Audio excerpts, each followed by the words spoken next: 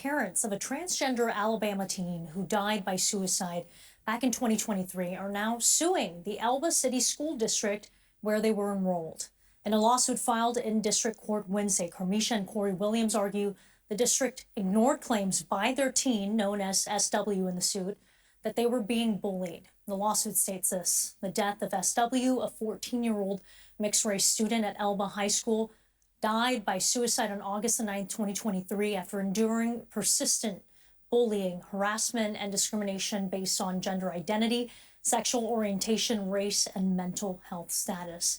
It goes on to say that the defendants demonstrated deliberate indifference to SW's suffering and failed to take appropriate action to protect them from harassment. Now, CNN reached out to all parties named in the lawsuit for comment on those allegations. We have not yet heard back. Joining me now are the attorneys for SW's family, Artur Davis and Constance Cooper. Thank you so much to the both of you for making time and for discussing this important topic. Let me start with this lawsuit that it paints a picture of years of harassment and neglect by the school district. What do the both of you see as the single most critical failure in protecting SW?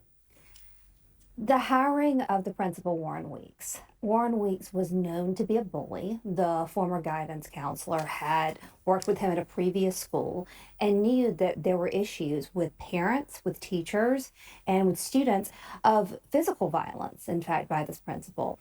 And they hired him anyway. And because of that, there was a confrontation with Shania, and her family has, I'm going to say her sometimes, I'm going to say they sometimes. So does Shania's family. They say both. They asked to be called Shane. And the family really wants Shania's name lifted up because they feel that she wasn't listened to in life, and they want her to be listened to in death so that she can finally rest. But on that last day of school when she was there, first of all, Shania had warned the principal that, hey, I'm being bullied. This is a new principal. This is his first day of school. He says, fine, I understand. She comes in the next day, is wearing a very large hoodie to cover up her self-harm scars from mutilation.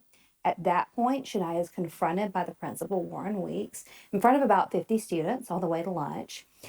And Dr. Weeks forcibly removes the hoodie from her body. That shows the self-harm scars, and that shows the outline of their breast, which made them very self-conscious. Dr. Weeks forced Shania to go through the rest of the day without that hoodie, with only a very small tank top underneath. The next day, Shania got her little sister ready for school, put her little sister on the school bus, and killed herself. Yeah, and I want to be clear because there are some deeply serious accusations in this lawsuit against former administrators of principal that you mentioned here by name. Those are your allegations, but I want to be clear to our audience that they have not been proven in court.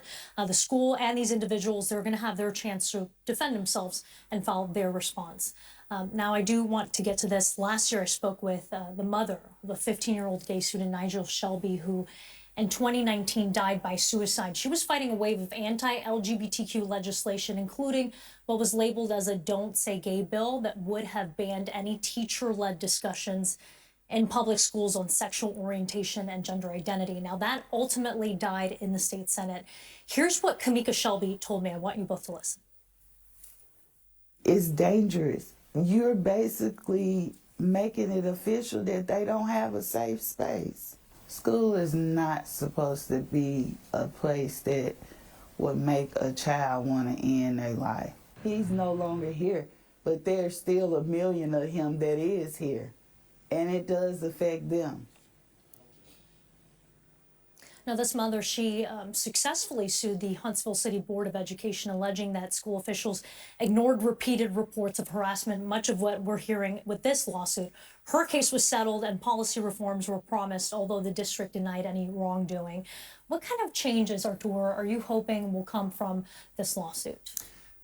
At minimum, school districts around this country need to realize, first and foremost, these situations are not about politics. They're not about the hot button issues that people are debating in campaigns. They're not about issues that are being weaponized in campaign commercials. These matters are about children. And you ask at the beginning what the heart of this lawsuit is about. The heart of this lawsuit is about hearing the cries of a child.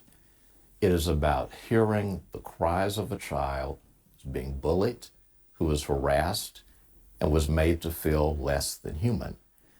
There is no world, whatever your politics, whatever your worldview, no matter who you vote for, there is no world where the cries and the screams of a child ought to go unanswered.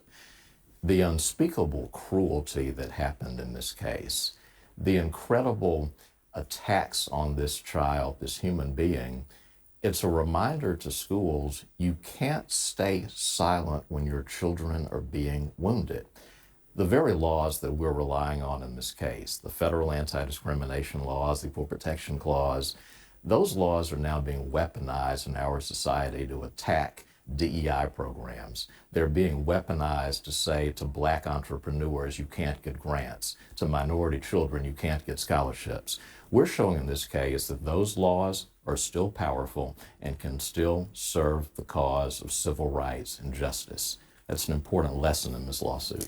And you mentioned DEI. I do want to get to this, that last year Alabama Governor, Kay Ivey, she signed a sweeping law, Senate Bill 129, that banned diversity, inclusion, and equity programs in schools and universities, joining states like Texas and Florida. It came in the midst of this nationwide push from conservative lawmakers to limit the rights of transgender and LGBTQ individuals and ban DEI programs.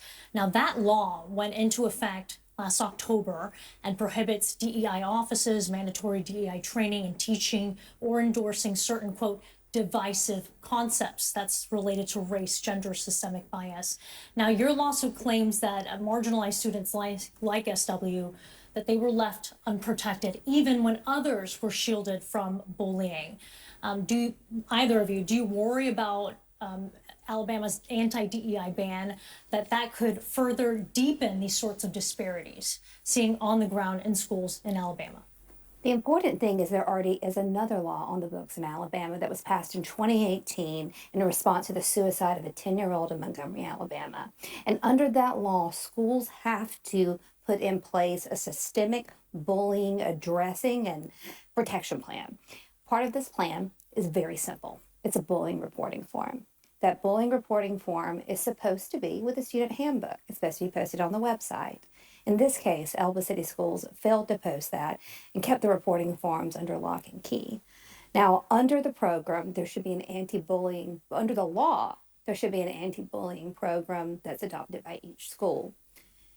And that program should be effective. It should stop things like this from happening. There should be a report, there should be a full investigation and a way to stop this. Yes, Shania was different. Shania was gay. Shania was trans. Shania was half Black, half white. But every student has something that they're self-conscious about, something that makes them feel excluded. And the important thing is, scientific studies have shown that shunning feels just like pain in the body. So you can imagine what a 14-year-old feels when the highest symbol of authority, the principal, is disrobing them. This isn't just about Shania, and it's not just about Shania being gay or trans, and it's not about a small Alabama town, because it's so easy to make these small town scapegoats, right? This happens everywhere. This happens all across the country. This isn't about Alabama. This is about every single child and making sure every single child is protected and listened to. And laws are no stronger than the people who are in charge of enforcing them. Virtually every school district in America has anti-bullying laws, and Alabama has an anti-bullying law. But if the people who are running the schools, if the teachers are on the front lines, aren't standing up to enforce those laws, they mean nothing whatsoever. One of the things that we believe we're going to prove in this lawsuit is that the Elba School District enforced these laws for some kids, but not for others. You don't get to pick and choose whose cries you hear. You don't get to pick and choose who deserves protection. You don't get to pick and choose who deserves to have their rights safeguarded. And we'll have to leave it there. We could keep going on and on and on. And as you both mentioned, this suit goes beyond what's happening in this one school, beyond this one district. Thank you both for coming on and discussing this important issue. Constance and Artur. Thank you for having us. Now, if you or someone you know is struggling with feelings of self-harm, there is help available. You can text or call the Suicide and Crisis Lifeline at 988 to get help.